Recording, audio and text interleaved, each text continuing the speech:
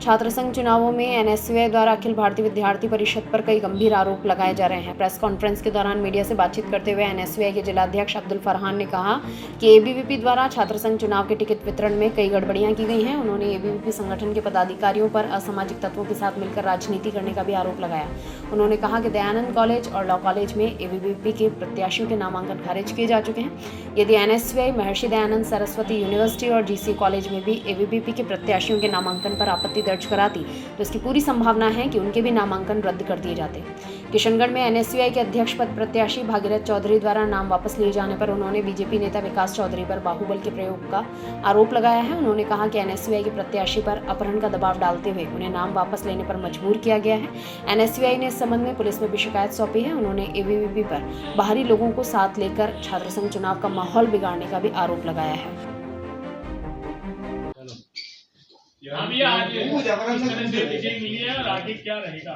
आज भारतीय राष्ट्रीय छात्र संगठन अजमेर के लिए बहुत बड़ा दिन है। जो विधि महाविद्यालय जब से शुरू हुआ है वहाँ प्रथम बार भारतीय राष्ट्रीय छात्र संगठन के अध्यक्ष उम्मीदवार को विजय हासिल हुई है और वो ऐतिहासिक निर्विरोध हमारा अध्यक्ष चुन के आया है।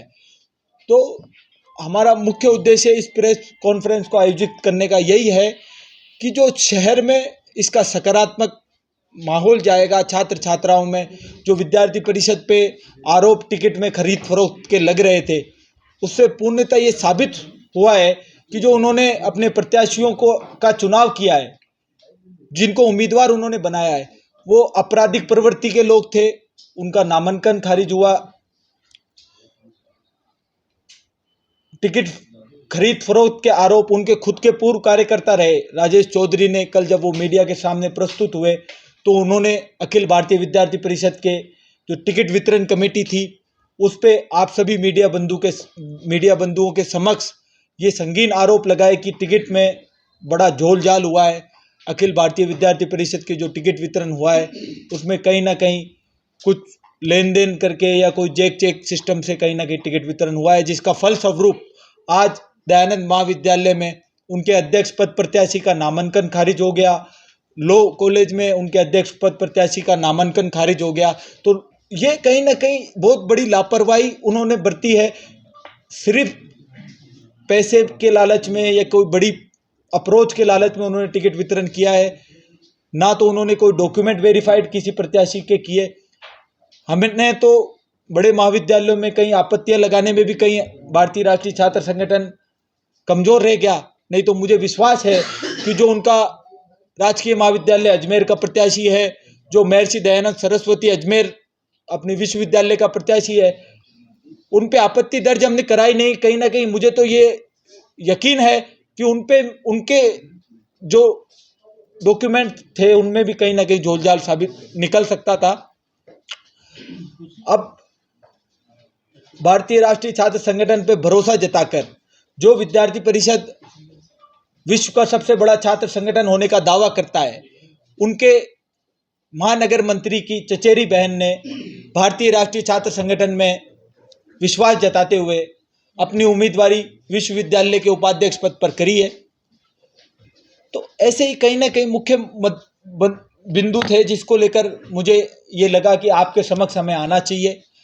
जो हमारे अध्यक्ष पद पे विजयी होके आए हैं आपके समक्ष, तो इनका भी आपसे के सामने परिचय हो जाए, तो ये प्रेस कॉन्फ्रेंस रखने का ये हमारा उद्देश्य था। अब जो महाविद्यालय बचे हुए महाविद्यालय हैं जहाँ चुनाव होने हैं उस पर सकारात्मक प्रभाव इसका जाएगा सभी छात्र छात्राओं में। भारतीय राष्ट्रीय छात्र संगठन किशनगढ़ में जो नाम वापस लिया आपके प्रत्याशी ने, में जो नाम वापसी कराई गई है वो एक तरीके से बाहुबल के दम पे कराई गई है। डरा के धमका के उस पर प्रेशर बनाकर उसको घर के बाहर से उठाकर उसका अपहरण कर वहाँ के विधायक प्रत्याशी रहे भाजपा के, उन्होंने अपने प्रभाव का दुरुपयोग करके जो एक छात्र संघ चुनाव जो राजनीति की प्रथम सीढ़ी माना जाता है, वो खुद भी इसका हिस्सा रहे हैं, विश्वविद्यालय के अध्यक्ष रहे, पर इसकी गरिमा को उन्होंने कहीं ना कहीं ठेस पहुंचाई है। तो मैं ये उन पे आरोप लगाने वाली बात नहीं है। ये पूरे किशनगढ़ में जो भय का माहौल बना हुआ है, अखिल भारतीय विद्यार्थी परिषद के गुंडों ने जो भय का माहौल वहाँ बना रखा है, ये कहीं ना कहीं साबित होता है कि जो उनके प्रत्याशी हैं वो आपराधिक प्रवृत्ति के रहे हैं, और जो अभी भी हैं महाविद्यालयों में, विश्वविद्यालय में जो इनके प्रत्याशी हैं, वो बाहरी असामाजिक तत्वों को प्रवेश दिलाकर विश्वविद्यालय परिसर की गरिमा को ठेस पहुंचा रहे हैं। चाहे राजकीय महाविद्यालय अजमेर के जो इनके प्रत्याशी हैं, वो भी असामाजिक तत्वों के द्वारा छात्रों में भय का माहौल पैदा कर रहे हैं। तो मैं अखिल भारतीय विद्यार्थी परिषद के गुंडों को ये जवाब, जो छात्र छात्राएं अजमेर जिले के हैं, मैं उन पे छोड़ता हूं कि इसका जवाब जो छात्र छात्राएं अजमेर जिले के हर महाविद्यालय में पढ़ने वाले छात्र हैं, वो इसका जवाब जब 26 तारीख को मतदान होगा तो मतदान करके, और 27 तारीख को जब रिजल्ट आएगा तो इसका जवाब अजमेर जिले की संपूर्ण छात्र शक्ति देगी। इसी के साथ मैं अपनी वाणी को विराम दूंगा। अब्दुल फरहान।